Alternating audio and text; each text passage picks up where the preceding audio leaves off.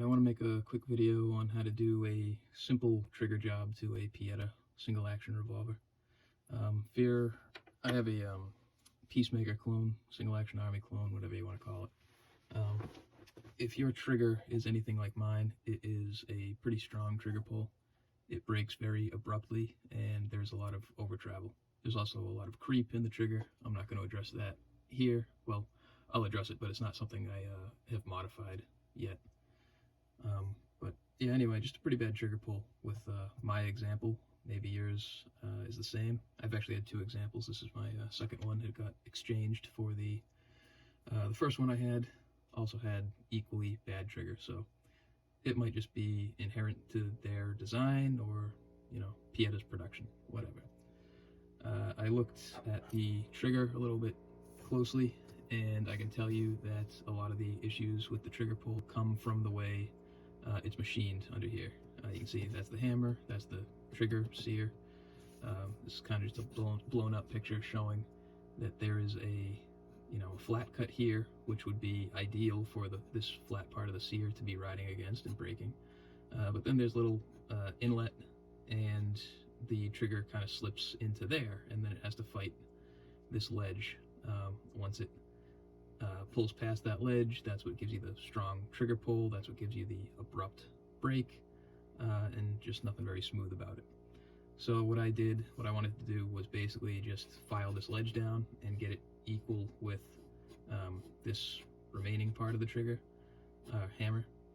And I also wanted to make sure that it was still a safe angle interfacing with my trigger. So I'm not really going to get into, I'm just trying to keep this a short video, but I will tell you that the angle that I have it cut at, the hammer does still move backwards when you begin pulling the trigger. So it is a positive engagement angle, and that's kind of what you want to aim for. I mean, you can aim for neutral if you're feeling lucky, but I just feel like there's too much room for error there when you're doing it the way I'm doing it, which is mostly just by eye. There is a jig involved. It's not some $300 jig from Power Custom. It is actually a 3D printed jig.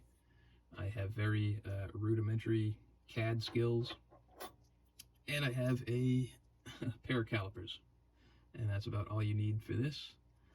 So what I did, I measured the hammer holes. That's a hammer pin hole, and that's where the pawl goes. What I wanted to do was just be able to stabilize this hammer and lock it in place. So measured those, made it so it was a good fit. There's a second piece to this little jig that just matches up with these two pins and holds it from the other side. But the design of this is just meant to get the hammer sear poking out from the side of it there. So that is designed to mate up with some kind of sanding block like this, and basically I have that sear exposed, and I have it at the proper angle where it is. Actually, one more thing I want to show you about this hammer. So one good reference area on the hammer that helped me design it was that this ground area that's just in the white steel, that seems to me to be at a 90-degree angle to the sear or the ledge. So that was what I made sure. I made sure this angle matched up with the front face of this little jig. So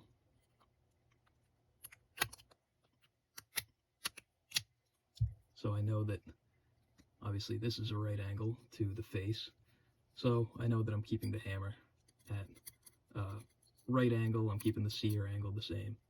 And anyway, it's all just meant to go against something like this to where you can then just sand it down like that. And I was able to just take that very tip of the machined in notch right here. I was just able to take that all the way down just by sanding it against the sanding block. I didn't change the angle at all. I stopped right when I got to this part of the hammer, and I just progressively went through the sanding and polishing grits, and I got it pretty much mirror smooth.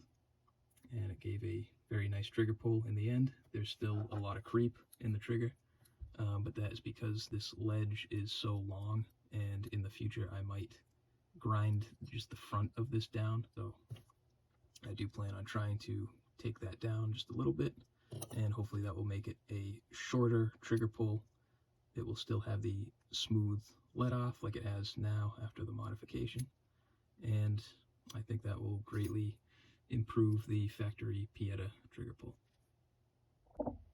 Alright, I just wanted to add a couple things if you are planning on doing something like this. A couple of the key dimensions that you've got to make sure you've got measured out and planned and everything like that. So the height of this block, you want to make sure that you extend this face as much as you need to get the sear, parallel surface of the sear at the exact height as your sanding block.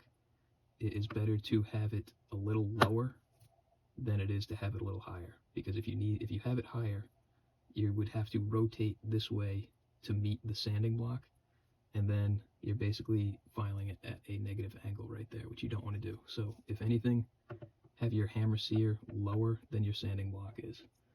But it's pretty easy to get it at, pretty much the exact height, plus or minus 1/1000th, something like that. So yeah, anyway, the bottom of that block is important.